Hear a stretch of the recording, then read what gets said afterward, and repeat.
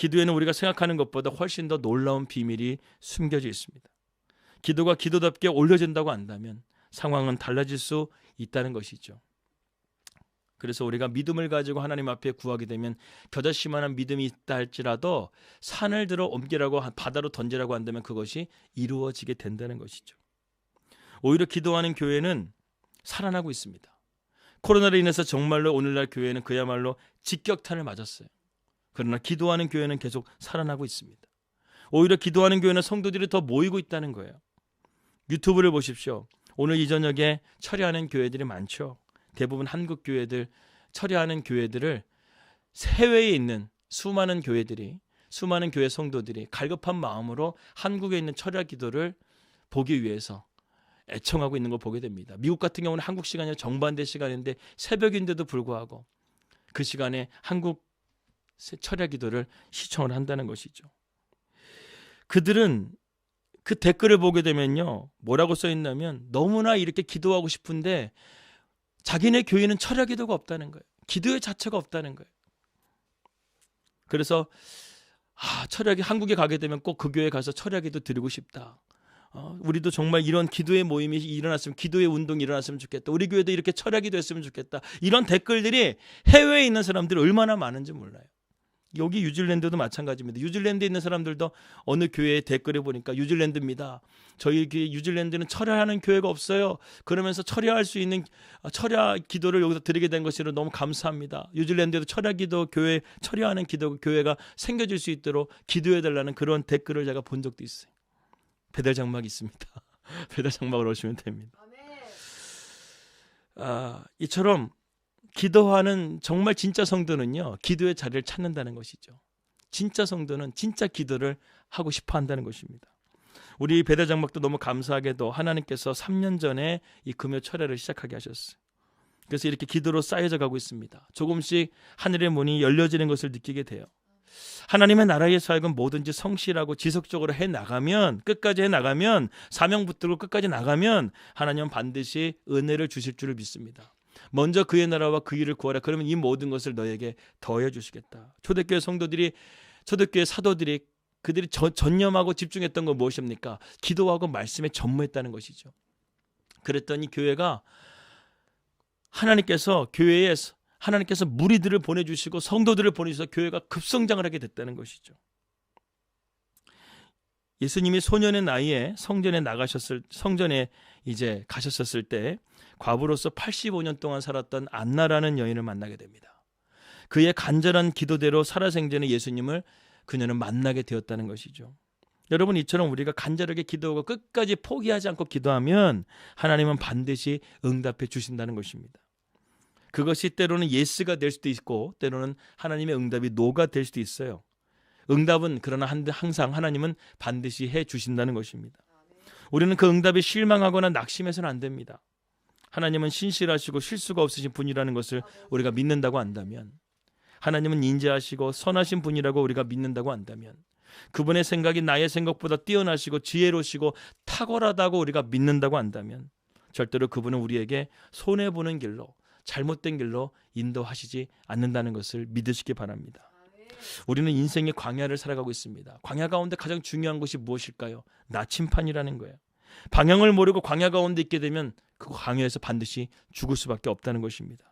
우리 인생의 진정한 나침판은 바로 하나님으로 믿고 기도로서 오늘 이 밤 그분의 음성을 듣고 그분을 기대하며 나아갈 수 있기를 바랍니다. 우리가 기도할 때 혼자 기도하는 것이 절대 아니에요.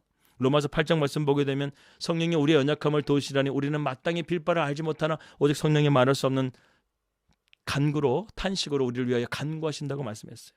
마음을 살피시는 이가 성령의 생각을 아시나니 이는 성령이 하나님의 깊으신 것까지 통달하시는 분이라는 것입니다. 그러한 분께서 우리에게 하나님의 뜻을 알려주시고 우리에게 기도를 이끌어 주시고 그리고 우리를 기도할 수 있는 그 은혜를 부어주신다는 것이죠. 우리가 이 시간 기도의 자리로 나온 것만으로도, 이 문턱을 넘은 것만으로도 오늘 이 저녁 가운데 성령님이 여러분들과 함께 하시는 줄 믿습니다. 우리의 마음을 열고 하나님 앞에 이 시간 마음껏 부르짖고 오늘 이 밤 가운데 철야로서 깊은 기도의 자리로 나아갈 수 있기를 바랍니다. 그래서 내가 기도하는 것보다 더 큰 것을 보여주시는 하나님을 바라보기 원합니다. 그래서 야곱의 약복강에서의 그 밤이 그의 인생을 바꾸어 놓았던 것처럼 오늘 이 밤이 우리의 인생을 바꾸어 놓을 수 있는 놀라운 밤이 될 수 있기를 주님의 이름으로 축원합니다. 말씀 들어가도록 하겠습니다. 오늘 저는 누가복음 8장 1절에서 17절 말씀을 통해서 여러분들에게 세 가지의 이야기를 함께 나누려고 합니다. 이 세 가지의 이야기의 공통점은 무엇이냐면 우리가 믿고 있었던 신앙생활을 착각하고 있는 부분들이 분명히 있다는 것이죠. 그래서 우리가 착각하는 믿음, 우리의 죽어버린 믿음을 다시 한번 살아날 수 있는 믿음으로 바꿀 수 있는 예수님의 말씀을 여러분들과 함께 나누려고 합니다. 사실 누가복음 18장에는 총 6가지의 이야기가 나오고 있습니다. 근데 그 핵심은 뭐냐면 우리의 신앙생활 가운데 잘못 이해하고 있는 것들을 예수님께서 우리에게 점검해 주시는 이야기들로 되어져 있다는 것이죠. 그 이야기가 6가지 이야기지만 하나의 중심적으로 이야기하고 있다는 것입니다. 그래서 오늘 저는 여러분들과 함께 첫 번째로 앞부분의 3가지 이야기를 나누고 주일 저녁에는 그 나머지 3가지 이야기를 나누면서 우리의 신앙생활을 한번 점검해보고 우리의 죽은 신앙을 다시 한번 살아있는 신앙으로 살릴 수 있는 영적인 원리들을 함께 나누려고 합니다. 첫 번째 이야기는 과부와 불의한 재판장의 이야기로 시작되고 있습니다. 내용이 뭔가요? 하나님 앞에 강청하는 기도입니다. 억울한 일을 당한 과부와 불의의 재판관이 있었습니다. 그런데 이 과부가 계속해서 자주 찾아가 외면하는 이 재판관에게 계속해서 자기의 원한을 풀어달라고 강청하는 거예요. 그러자 불의한 재판관이 귀찮지만 이것을 해결하지 않으면 계속해서 이 과부가 자기를 괴롭힐 것을 알고 이 사건을 해결해 주기로 마음을 먹는다는 그런 스토리입니다. 우리는 여기서 흔히 이런 메시지를 들었을 것입니다. 야, 끈질기게 기도하면 하나님의 응답이 있을 거다. 무조건 조르고 졸라대면 하나님께서 응답을 해 주실 것이다. 하나님의 보좌를 흔들면 하나님이 어지러워서 응답해 주실 것이다. 이렇게 생각할 때가 있다는 것이죠. 그러면 한번 생각해 보십시오. 이 기도가 여러분 바른 기도일까요? 예수님은 지금 그러한 기도를 우리에게 말씀하고 있는 게 아니에요. 우리는 이 앞부분의 스토리만 보고 뒷부분을 그냥 넘어갈 때가 있다는 것이죠. 여러분 이 앞부분을 보게 된다고 한다면 우리는 어떤 오류를 범하게 되냐면 하나님께 드리는 기도를 통해서 우리가 더 중요한 것은 하나님의 뜻을 우리가 받는 게 더 중요해요. 그런데 이 말씀은 이 여기에 앞부분에 있는 비유는 무엇입니까? 내 뜻을 관철시키려고 하는 기도라는 거예요. 하나님의 뜻이 아니라 내 뜻을 끝까지 관철시켜서 응답을 받아내고자 말고자 하는 그러한 끈질긴 기도를 말하고 있지만 정말 이것은 바람직한 기도의 모습은 아니라는 것이죠. 내 뜻을 하나님 앞에 굴복시키려고 하는 것, 그것이 아니라는 거예요. 우리가 또 한 가지 여기서 우리가 한 가지 생각할 수 있는 것은 무엇입니까? 하나님을 우리가 잘못 이해하고 있다는 것이죠. 하나님은 우리가 이렇게 끈질기게 졸라대고 자주 찾아가게 되고 늘 하나님을 괴롭혀야지만 하나님은 우리에게 응답해 주시는 인색하신 하나님이라는 것으로 우리는 이해할 때가 있다는 것이죠. 그래서 어떤 분들은 이런 거 있어요. 뭐 작정 무슨 기도 제목이 있으면 금식 40일 딱 들어가는 분들이 있어요. 그렇게 내가 목숨을 걸고 기도하지 않으면 하나님 응답 안 해주신다고 습관적으로 금식하는 분들이 있어요. 그런 것을 보게 되면 우리가 이런 생각해요. 하나님 정말 기도에 인색하신 분 아닌가?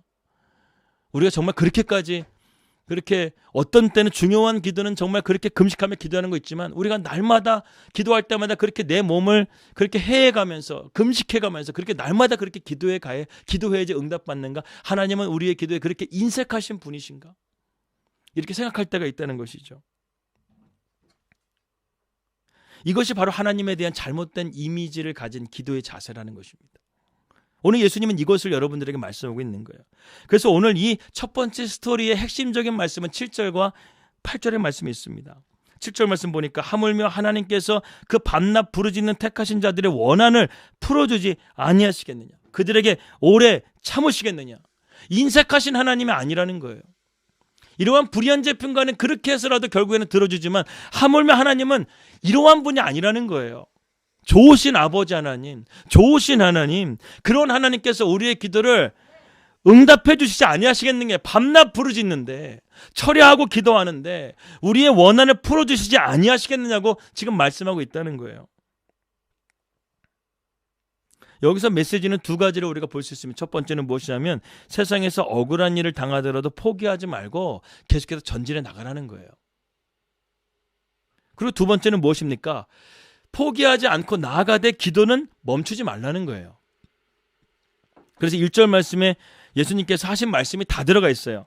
예수께서 그들에게 항상 기도하고 낙심하지 말아야 할 것을 비유로 말씀했다고 그랬습니다. 항상 기도하는 것이나 낙심하지 말라는 것은 무슨 말입니까? 멈추지 말라는 것이죠.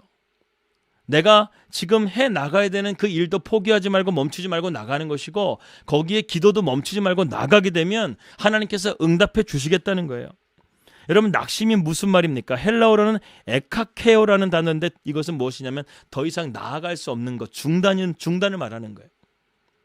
녹초가 되는 상태를 말하는 거예요. 쓰러진 상태를 말하는 거예요. 문자 그대로 해석하게 되면 이 밖으로라는 뜻의 에크라는 단어를 쓰고 있고, 고통이라는 뜻의 카코스라는 단어의 합성어인데, 이것을 직역하게 되면 너무나 고통스러워서 너무나 괴로운 나머지 밖으로 도망치고 싶다. 그냥 그 일을 포기하고 나는 도망치고 싶다. 이것이 바로 낙심이라는 단어의 뜻임이라는 것입니다. 영적으로 본다면 우리가 그 고통 때문에 하나님에 대한 어떤 소망마저도 두지 않는 상태를 뜻하는 거예요. 하나님의 말씀에 대한 그 어떤 기대감도 없는, 소망이 없는 상태가 바로 낙심이라는 거예요. 이러한 에카케오, 이러한 낙심을 깨뜨릴 수 있는 방법이 무엇일까요? 바로 믿음이라는 것입니다. 믿음은 헬라어로 피스티스라는 단어예요. 이것은 하나님을 계속해서 붙잡는 것을 의미합니다. 어느 정도까지 붙들어야 되는가? 이 믿음이라는 단어의 말씀에 깊이 그 단어를 파고들게 되면 하나님의 말씀이 내 마음에 새겨질 때까지 믿는 거예요. 여러분, 내 마음에 새겨지게 되면 그것이 지울 수 있어요, 없어요? 없다라는 거예요. 그러면 우리는 낙심을 이겨낼 수가 있다라는 것입니다. 1절의 말씀도 같은 말이에요. 하나님에 대한 소망을 중단하지 말고 내 마음에 새겨질 때까지 멈추지 말고 기도하라는 거예요. 포기하지 말라는 거예요. 8절 말씀 보겠습니다. 내가 너희에게 이르노니 속히 그 원한을 풀어주시리라. 그러나 인자가 올 때의 세상에서 믿음을 보겠느냐. 이 말도 같은 말이에요. 세상에서 믿음을 보겠느냐. 믿음이 뭐라고 했습니까? 멈추지 않는 것이 믿음이라고 했어요. 끝까지 내 마음에 새겨질 때까지 달려가는 거예요. 믿음 없는 사람은 중간에 다 포기해버린다는 것입니다. 우리는 끝까지 들어갈 수 있는 믿음이 있어야 된다는 것이죠. 그래야 기도해야 응답이 있고 하나님의 소망이 나를 붙잡아 주신다는 것입니다. 아무쪼록 우리가 정말 포기하지 않고 오늘 이 저녁 가운데 믿음을 가지고 하나님 앞에 기도할 수 있기를 주님의 이름으로 기도합니다. 하나님은 인색하신 하나님이 아니에요. 이러한 생각을 우리 버리셔야 돼요. 내가 꼭 금식해야지만, 내가 어떤 몸을 해야지만, 내가 어떤 그런 것을 금욕을 해야지만 하나님 응답해 주시는 그런 금욕주의적인 신앙생활은 위험합니다. 하나님은 넉넉하신 은혜의 풍성하신 하나님이세요. 그렇기 때문에 우리가 기도하는 것들에 대해서 불의한 재평가도 그렇게 들어주는데 좋으신 하나님께서 우리의 기도를 왜 응답해 주시지 않으시겠냐 이거예요. 인애가 풍성하신 하나님이심을 믿고 우리가 하나님 앞에 담대하게 구할 수 있는 저 여러분들이 될 수 있기를 주님의 이름으로 기도합니다. 두 번째 이야기는 무엇입니까? 바리새인과 세리의 기도에 대한 내용을 다루고 있어요. 9절부터 14절의 내용입니다. 먼저 바리새인의 기도를 살펴보겠습니다. 바리새인들은 어떻게 보면 유대인들의 종교 지도자들입니다. 그들의 기도의 특징은 늘 유창합니다. 무슨 느낌이 드냐면 왠지 사람들 앞에서 과시하려고 하는, 다분히 자기 의를 드러내려고 하는 그런 의도가 보이고 있습니다. 반면에 세리는 어눌한 기도와 부끄러운 기도를 드리고 있는 것을 대조하면서 예수님은 지금 말씀하고 있다는 거예요. 바리새인의 기도는 외식적인 기도였습니다. 그들은 겉으로는 하나님께 하는 것처럼 보였지만 속마음으로는 사람들에게 보이려고 기도했다는 것이죠. 우리도 이런 경우들을 볼 때가 있습니다. 대표 기도를 할 때 보면 장로님이나 집사님이나 권사님들이 기도할 때 보게 되면 기도는 하나님께 드리는 것인데 사람들에게 자기를 과시하려고 기도를 유창하게 하시는 분들이 있어요. 그리고 끝나고 나면 사람들에게 왠지 모르게 인정받고 싶으면 오늘 기도 어땠어요? 이렇게 물어보는 사람들이 있다는 것이죠. 여러분, 기도는 잘한다는 의미가 절대 있어서는 안 돼요. 하나님께 향하는 기도가 어떻게 인간이 평가할 수 있다는 것입니까? 오늘 바리새인의 기도를 보십시오. 11절과 12절입니다. 바리새인은 서서 따로 기도하여 이르되 하나님이여 나는 다른 사람들 곧 톳에 불이 간음을 하는 자들과 같지 아니하고 이 세리와도 같지 아니함을 감사하나이다. 나는 일회에 2번씩 금식하고 또 소득의 11절을 드리나이다. 이 주어가 무엇입니까? 나는이에요. 나는. 에고라는 것입니다. 에고. 지금 이 바리새인이 또 무엇을 감사하다고 있어요? 11절 말씀 보니까 내가 이들과 같지 않기 때문에 감사하다는 거예요. 자신을 다른 사람과 비교하고 있는 거예요. 여러분, 바리새인들은 누구보다 말씀을 따르는 사람입니다. 그렇다면 성경의 가장 기본적인 것은 무엇일까요? 하나님을 사랑하고 이웃을 사랑하는 거예요. 특별히 하나님은 자비를 베풀고 고아와 과부와 죄인들을 위해서 기도하고 그들의 억울함을 풀어주고 그들을 가난에서 풀어주고 그들을 죽음에서 구원받을 수 있도록 풀어줘야 되는 것이 이 유대 종교 지도자들이 해야 될 역할인데, 그런 것은 없고 이들과 나는 다르다고 지금 기도하고 있다는 거예요. 이것을 자랑하고 있다는 거예요. 이것을 감사하고 있다는 거예요. 자기의 의만을 자랑하고 강화하고 있는 기도만 매일 드리고 있다는 것입니다. 이러한 착각에서 벗어나라고 주님 말씀하고 있는 거예요. 여러분, 성경에서 제일 나쁜 것이 무엇입니까? 에고라는 거예요. 자기를 부인하지 않고 자기를 강화하는 것, 즉 교만. 이것이 성경에서 가장 하나님께서 나쁜 것의 죄 중에 들어가는 게, 교만은 패망의 선봉이다. 교만한 자는 절대로 망할 것이다. 이것이 바로 교만이라는 것입니다. 바리새인은 뭐라고 말합니까? 일주일에 2번 나 금식합니다. 하나님 앞에 11조 드립니다. 나는 저런 음란한 여인과 과부와 저런 고아들과 같이 저런 사람들, 저런 더러운 사람들과 나는 어울리지도 않았습니다. 나는 깨끗합니다. 11절과 12절 다시 한번 보겠습니다. 바리새인은 서서 따로 기도하여 이르되 하나님의 나는 다른 사람들 곧 토색, 불의, 간음을 하는 자들과 같지 아니하고 이 세례와도 같지 아니함을 감사하나이다. 나는 일에 2번씩 금식하고 또 소득의 11조를 드리나이다. 여러분, 우리의 기도는 이렇지 않습니까? 나는 이러한 저런 세상적인 사람들과 나는 다르다고 하면서 나의 자신의 의의를 하나님 앞에 드러내고 자랑하고 있는 것은 아닙니까? 비교하는 것은요, 하나님이 제일 싫어하는 거예요. 금식기도, 새벽기도, 11조 그거 누군가와 비교하려고 여러분들 하는 것입니까? 그렇기 때문에 여러분, 신앙생활의 열심이 때로는 우리가 조심할 필요가 있다는 것입니다. 거기에 믿음이 없고 하나님 말씀이 바르게 잡혀있지 않은 사람은요, 신앙생활에 열심만 있는 사람들은 자꾸만 열심히 하는데 누군가와 자기를 비교한다는 것이죠. 나는 새벽 예배 나오는데 저 사람은 안 나오잖아. 나는 11조, 저 사람은 11조 안 하지 않잖아. 이렇게 자꾸 비교하는 것은요, 남을 판단하게 되는 것은 하나님께서 기뻐하시는 것이 아니라는 거예요. 우리가 간증할 때도 조심할 필요가 있습니다. 자기 자랑을 하는 것은 간증이 아니에요. 나 같은 죄인을 하나님의 은혜로 건져주셔서 하나님의 도구로 사용하여 주심에 감사하면서 하나님께 영광을 돌리는 것이 간증의 핵심이에요. 자기를 부인하는 것, 그리고 하나님께 영광을 돌리는 것, 이것이 간증이라는 것이죠. 그렇지 않고 자기 자랑만 한다고 한다면 바리새인이 되는 것과 마찬가지라는 것입니다. 저는 아까 그 CTS에서 성지순례하는 그 프로그램이 지금 있잖아요. 오늘 마지막 회를 같이 아내랑 같이 점심 먹고 함께 보게 되었는데, 그 예루살렘의 가장 큰 행사 중에 마라톤 행사가 있더라고요.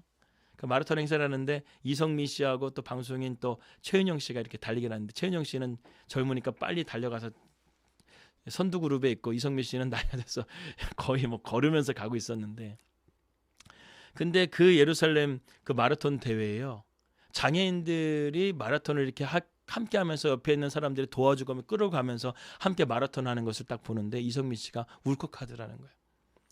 오늘날에 많은 한국에 있는 오늘날에 많은 장애인들이 참 숨어 살고 있는 장애인들이 참 많은데, 이러한 행사들을 통해서 그들이 좀 이렇게 외부로 나와서 함께 이렇게 사람들과 공유하고 나눌 수 있는 그런 것들이 있으면 너무 좋겠다. 오늘날의 사회는 너무나 잘 나가는 사람들만, 너무나 성공적이고 외식적이고 겉으로 보기 화려한 것들만 사람들이 추구하는 것인데, 반면에 고아들이나 과부들이나 장애인들이나 이렇게 사회적으로 뭔가 이렇게 위축되고 소외받는 사람들에 대해서는 점점 갈수록 사회가 자리를, 그들이 나아갈 수 있는 사회 발판을 만들어주지 못하고 있는 그런 세상을 우리는 살아가고 있다는 것이죠. 그것을 우리가 해줘야 된다는 것입니다. 우리 그리스도인들이 그것을 해줘야 된다는 거예요. 그래서 교회는 그러한 사회적인 그러한 복지적인 일들에 대해서 꾸준하게 구제 사업이라든가 그런 일들에 대해서 꾸준하게 계속해서 우리가 해야 된다는 것이죠. 국내 선교도 꾸준하게 하고 해외 선교도 꾸준하게 하면서 우리 교회가 건강하게 나가야 된다는 것이죠. 그렇다면 세리의 기도의 특징이 과연 무엇일까요? 13절 말씀 보니까 세리는 멀리 서서 감히 눈을 들어 하늘을 쳐다보지 못하고 다만 가슴을 치며 이르되 하나님이여 불쌍히 여기소서 나는 죄인으로소이다 하였느니라. 여기 두 가지를 이 세리가 말을 하죠. 첫 번째는 하나님께 자신을 불쌍히 여겨달라고 기도하고 있습니다. 바리새인과 대조적이죠. 둘째로 나는 죄인입니다라고 기도했습니다. 바리새인은 나는 의롭습니다라고 기도하고 있는데 세리는 나는 죄인입니다 하고 기도했다는 것이죠. 그런데 예수님께서 누구의 기도를 의롭게 여기셨어요? 세리의 기도를 의롭게 여기셨어요. 14절입니다. 내가 너희에게 이르노니 이에 저 바리새인이 아니고 이 사람이 의롭다 하심을 받고 그의 집으로 내려갔느니라. 무릇 자기를 높이는 자는 낮아지고 자기를 낮추는 자는 높아지리라 하시니라. 하나님은 세리의 기도를 받으셨다는 것이죠. 우리는 하나님 앞에 나아갈 때 어떻게 나가고 있습니까? 이렇게 나가야 된다고 생각이 듭니다. 첫 번째는 자신이 죄인임을 고백하고 하나님의 긍휼을 구하는 이 세리처럼 나가야 된다는 것이죠. 오늘 이 저녁 가운데 우리가 무엇보다 하나님 앞에 나가기 위해서 우리 앞에 있는 죄악된 것들, 그것을 하나님 앞에 회개하는 시간을 가졌으면 좋겠어요. 특별히 오늘 2023년도 상반기를 마무리하는 시점에서 우리 상반기 동안 하나님 앞에 우리가 알게 지었던지 모르게 지었던지 모든 죄들을 하나님 용서해달라고, 하나님 나를 긍휼히 여겨달라고, 하나님의 긍휼을 구하면서 기도의 자리로 나갈 수 있게 바랍니다. 나는 죄인입니다, 주님. 내가 정말 주님 말씀대로 살려고 했는데 내가 그 말씀 가운데 순종하지 못했습니다. 주님, 내가 지은 모든 죄들 오늘 이 저녁 가운데 긍휼히 여겨주시고 내가 새롭게 2024년도 상하반기를 시작할 수 있도록 나에게 하나님 은혜를 부어달라고 기도할 수 있기를 바랍니다. 두 번째는 무엇이냐면 나를 통해서 하나님의 일들이 이루어지기를, 하나님의 뜻이 이루어지기를 기도해야 된다는 것이죠. 여러분, 신앙이 변질되는 시점이 어디서부터인지 아십니까? 바로 하나님 앞에 홀로 기도하는 시간이 줄어들 때부터 신앙은 변질되기 시작한다는 거예요. 그럴 때 신앙이 변질되는 거예요. 그러면 그때부터 바리새인처럼 외식하는 신앙이 될 확률이 높습니다. 홀로 기도하는 시간이 없으면, 하나님과 독대하는 기도의 시간이 없으면 그때부터 신앙생활에 적신호가 시작된다는 사실을 기억하십시오. 오늘 이 저녁에 홀로 서 있는 시간을 가지시기를 바랍니다. 우리가 하나님을 제대로 바라볼 수 있는 시간이 바로 홀로 기도하는 시간이라는 거예요. 모세를 하나님께서 시내산으로 따로 부르셨어요. 홀로 기도하게 하셨어요. 엘리야도 로뎀나무에서 호렙산으로 부르셔서 그곳에서 홀로 기도하게 하시고 하나님께서 권능을 보여주시고 세미한 음성을 들려주셨습니다. 예수님도 홀로 한적한 곳으로 가셔서 기도하셨다고 했죠. 새벽에도 철야에도 기도하시면서 하나님과의 친밀한 교제를 나누신 것을 우리는 볼 수 있습니다. 바리새인들의 믿음은 겉으로 보면 좋아 보이지만 그 기도는 하나님이 받으시는 기도가 아니었다는 거예요.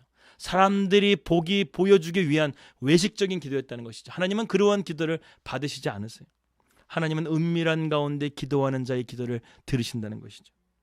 그러나 자기를 부인하고 겸손하게 나아갔던 세리의 기도를 받으셨던 것처럼 오늘도 우리가 신실하게 그리고 진실하게 주님께 기도할 수 있다고 한다면 주님은 오늘도 우리를 만나주시고 친밀한 교제 가운데 우리의 삶에 어떤 문제든 하나님께서 들어주시고 응답해 주실 것을 믿습니다. 그리고 세 번째, 오늘 말씀의 세 번째 이야기는 아주 간단합니다. 어린아이와 같은 믿음을 가져야 된다는 것이죠. 오늘 16절에서 17절 말씀입니다. 예수께서 그 어린아이를 불러 가까이 하시고 이르시되 어린아이들이 내게 오는 것을 용납하고 금하지 말라. 하나님의 나라가 이런 자의 것이니라. 내가 진실로 너에게 이르노니 누구든지 하나님의 나라를 어린아이와 같이 받아들이지 않는 자는 결단코 거기 들어가지 못하리라 하시니라.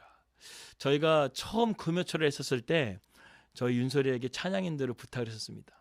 그 영상이 저는 아직도 이제 저희 유튜브 영상 보게 되면 있는데 그때 윤설이가 저희가 아직도 잊어버리지 않는 그 아이의 순수한 그 마음으로요, 할렐루야 이렇게 딱 하는데요, 진짜 어둠이 순식간에 떠나가는 걸 느꼈어요. 아이의 순수한 그 목소리, 정말 그 아이가 믿음을 통해서 그 아이가 정말 하나님이 이 자리 가운데 계신다는 그 믿음을 가지고, 그때는 뭣도 몰랐죠. 그런데 그냥 그 시간 예배하고 찬양하는 게 윤설에게 너무 행복했던 것 같아요. 그러니까 막 할렐루야 하면서 그날 막 불받은 애처럼 뜨겁게 하나님 찬양하는데 저희가 그때 은혜 얼마나 받았는지 모릅니다. 그때 이후부터 윤설이가 지금 금요철에 찬양을 전담하고 있는 거예요. 어린아이의 찬양에 은혜가 있어요. 순수함이 있습니다. 어린아이 특징이 순수하다는 것이죠. 그리고 어린아이 특징은 무엇입니까? 잘 받아들인다는 거예요.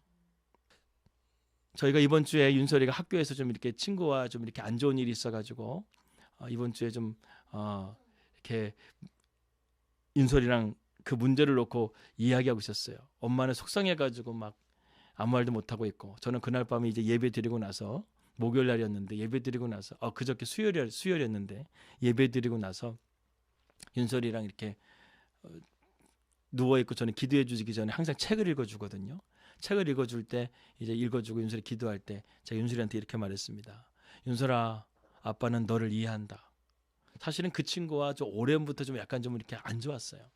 윤설이가 영어가 좀 안 됐었을 때 그 친구가 윤설이를 많이 힘들게 했었거든요. 그랬었는데 윤설이가 그것이 이제 마음에 좀 이렇게 쌓였었나 봐요. 그러니까 이제 영어도 되고 그러다 보니까 또 좀 안 좋은 상황이 돼가지고 했었는데 윤설이가 그 친구를 이렇게 좀 이렇게 좀 쳤었나 봐요. 그래가지고 이제 부모가 연락이 오게 되고 또 이렇게 상황이 좀 안 좋게 됐었어요. 근데 우리는 이 상황을 어떻게 해야 되나 일단 아내랑 함께 기도하기로 하고 있는데 저는 윤설이의 마음을 이해가 되더라고요. 얘가 얼마나 마음에 그게 쌓여 있었으면 그렇게 했었을까. 그래서 윤설이한테 제가 이렇게 얘기했습니다. 윤설아, 아빠는 너 충분히 이해해. 그리고 한 번은 이렇게 할 수가 있어. 근데 다음에는 절대 그렇게 하지 마. 하나님이 기뻐하지 않으시고 또 그리고 이 문제가 더 커질 수가 있어. 그렇게 하면서 윤설이한테 이해하고 나는 너를 이해하고 그리고 다음부터 그러지 말라고 이렇게 얘기를 하는데 윤설이가 그것을 알았다고 받아들이더라는 거예요. 받아들이는 거예요. 여러분, 어른이라고 한다면 어떻게 됐을까? 이 말을 이해할 수 있을까요? 아니에요. 어른들은 고집이 얼마나 센지 몰라요. 그래서 여러분, 제가 어저께 말씀드렸죠. 온유, 이번 주에 말씀드린 온유라는 것이 무엇이에요? 자기 고집을 꺾는 거예요. 근데 어른들은 크면 클수록 고집 꺾기가 쉽지가 않아요. 나이 드신 분들 고집 안 꺾여요. 주일날 뭐 이렇게 예배당 보게 되면 여기 자리는 내 자리 하면서 금자리라고 하면서 그 자리 절대 안 뺏기는 거 아시죠? 다른 사람이 새로운 신자가 와가지고 멋 모르고 앉아있었는데 당신이 뭘 모르는구만 여기 내 자리 하면서 막 쫓아내고 그런 일들이 얼마나 많은데 고집이 안 꺾여요. 근데 아이들은 그렇지 않다는 것이죠. 그러니까 얼마 전에 저희가 이렇게 집에서 언어 이런 바르게 하기 운동을 시작한 거예요. 저는 이렇게 자꾸만 이렇게 이런 말 해도 되나? 이 새끼 하면 이 새끼 이런 말들이 좀 이렇게 좀 버릇이 됐어요. 예전에 아버지가 그런 말도 하더만 저도 그렇게 나오더라고요. 이게 저는 그 말을 하지 않기로 약속을 하고 또 뭐 엄마는 엄마 나름대로 하기로 하고 또 윤설이 그래서 서로 이런 말을 안 하기로 안 좋은 말을 안 하기로 했는데 저는 모르게 이렇게 자꾸만 이렇게 몸에 배니까 습관적으로 계속 나오는 거예요. 근데 윤설이는 안 하겠다고 딱 했는데 아내가 그러는데요. 예, 진짜 한 번도 그 이후로 한 번도 한 적이 없는 거예요. 그 왜 그러냐고 아내가 물어보니까 아니 그렇게 하게 되면 그렇게 딱 결정을 얘기 되니까 자기가 그것을 딱 기억을 하게 돼가지고 안 하게 된다라는 거예요. 아이들은 이렇게 순수하더라는 거예요. 그 얘기를 하게 주게 되면 받아들여가지고 그것을 안 하게 된다라는 것입니다. 여러분 주일학교를 보세요. 적어도 1학년, 2학년 때 한 3학년까지 3학년은 모르겠어요. 1, 2학년 때까지는요 아이들 예배할 때 얼마나 잘 들리는지 몰라요. 유치원 때 보면은 천사 같아. 선생님 뭐 하게 되면 반응도 하고 이렇게 할까요? 네!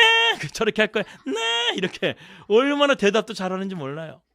그리고 여러분 여름 캠프 같은 데 가잖아요. 그러면은 교사들이 분위기 딱 잡고 이렇게 손잡고 너의 죄를 위해서 선생님이 기도해 줄게 하는데 애들이 닭똥 같은 눈물을 뚝뚝 흘리는 거예요. 그 4살, 5살, 6살짜리 애들이. 그리고 심지어는 어떤 애들은 막 기도하는데 방언 받고 성령 받는 애들까지 있다니까요.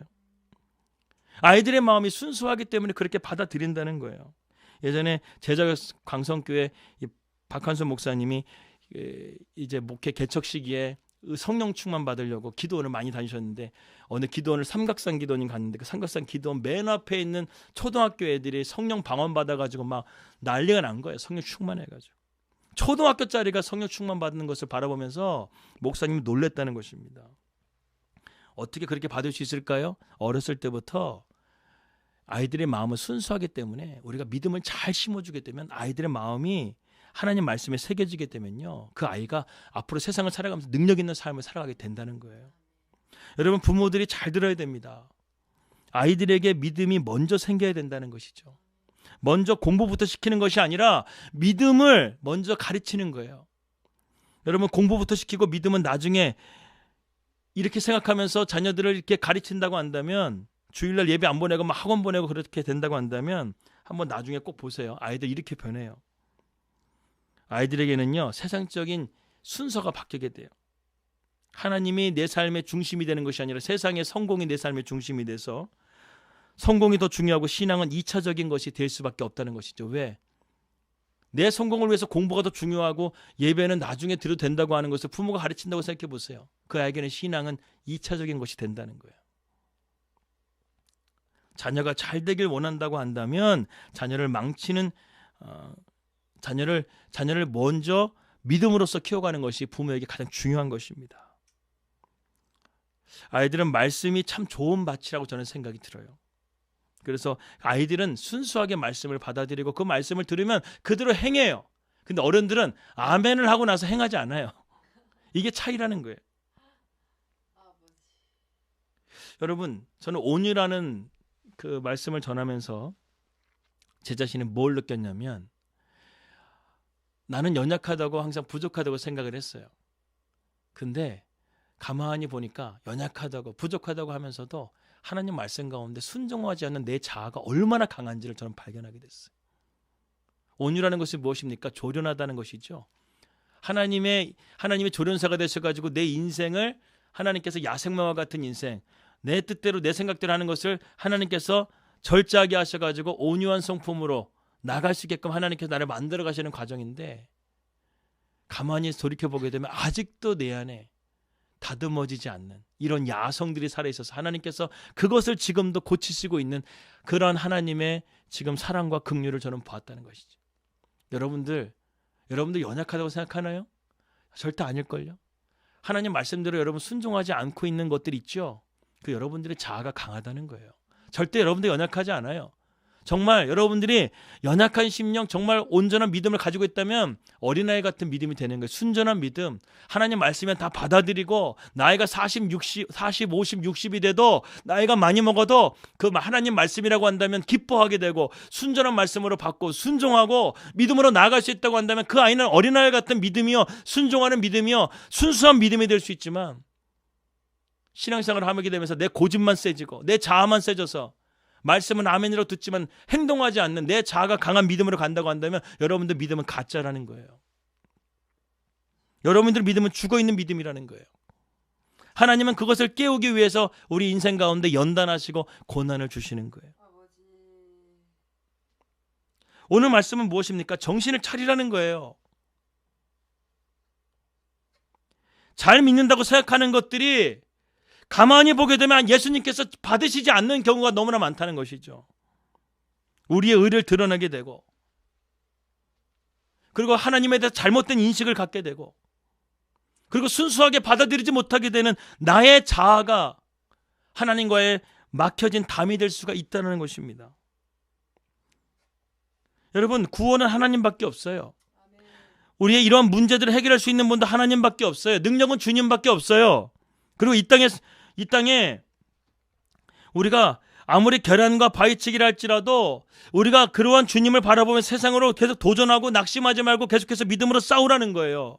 항상 기도하고 낙심하지 말라는 거예요. 멈추지 말라는 거예요. 믿음으로 마음에 하나님 말씀을 내 안에 새기면서 믿음으로 나아가라는 거예요. 주님이 최종 승리를 주실 거라는 것을 믿고 나아가라는 거예요. 또 주님을 바라보고 진짜 기도하라는 거예요. 나는 죄인입니다. 불쌍히 여겨달라는 것이 진짜 기도라는 거예요. 겸손하게 주님 앞에 나아가라는 것입니다. 그리고 어린아이와 같이 순진하고 잘 믿는 믿음이 되라는 것이죠. 우리는 정말 착각해서 벗어나야 됩니다. 오늘 이 말씀을 준비하면서 목회자인 저부터 정신 차려야 되겠다는 생각이 들어요. 목회자가요, 정말 홀로 기도하는 시간이 별로 없어요. 그나마 뉴질랜드 와가지고 그냥 가만히 있으면 기도밖에 안 되니까 기도밖에 할 수 있으니까 기도하지만 가만히 제가 예전에 서울에 있었던 그 강령팀에서 기도할 때나 전에 사역했던 게 기도할 때나 정말 보여주려고 기도하는 경우들이 너무나 많고 개인적인 시간에서는 너무나 그냥 세상적인 사람들과 똑같이 살았던 제 자신의 모습을 회개하게 됩니다.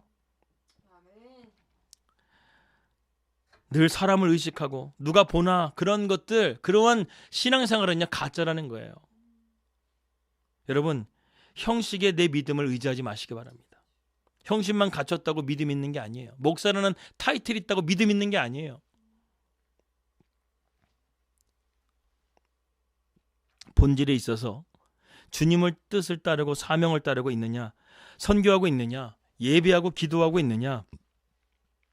억울함을 해소하고 가난을 해소하고 구원을 위해서 뛰고 있느냐?